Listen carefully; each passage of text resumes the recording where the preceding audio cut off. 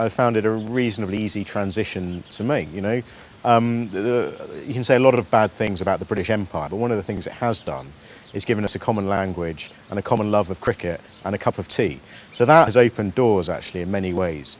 And I think as an English journalist here, a British reporter, it's easier than being maybe an American or coming from one of the other European countries. My major perception adjustment was to the idea that everyone would hate me as an American. That is indeed far from the truth. We have been welcomed by Pakistanis in many spheres. When we first arrived, it kind of freaked me out that there are these guards standing around, armed guards, everywhere, all the time. Even if you go to Nando's Chicken, there's a guard in front of Nando's Chicken.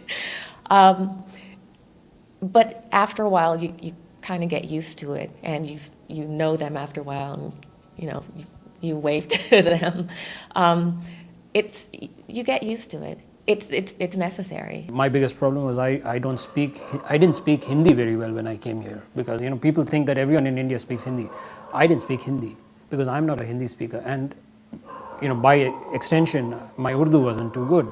But today, I can go out anywhere and I can speak Urdu as well as a local.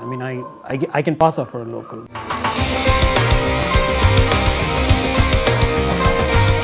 For me personally, I think that there's an initial barrier that you have to get over.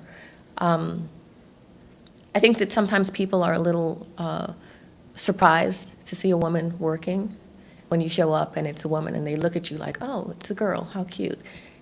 But once you can push past that initial resistance, I haven't really had very much problems with anyone.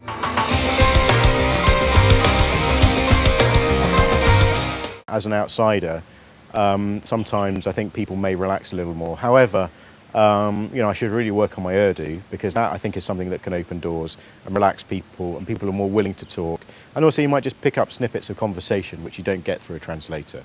But I think it would be, generally I think it would be better if I came from here. I think it would, people are never going to assume that you're in the CIA or MI6 or Mossad or something like that if you're a locally based reporter. But I always wonder if people question my motives, question whether I've got an agenda against Pakistan, question exactly what I'm doing. I was actually doing a story about some decision from the Supreme Court, and I don't remember the exact, but I went down the street to a petrol station just to get a sort of man-in-the-street reaction.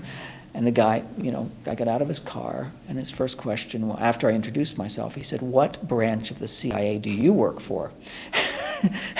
And I said, "Well, I'm not with, the CIA. I'm with the Washington Post." And he was sort of like, "What's the difference?"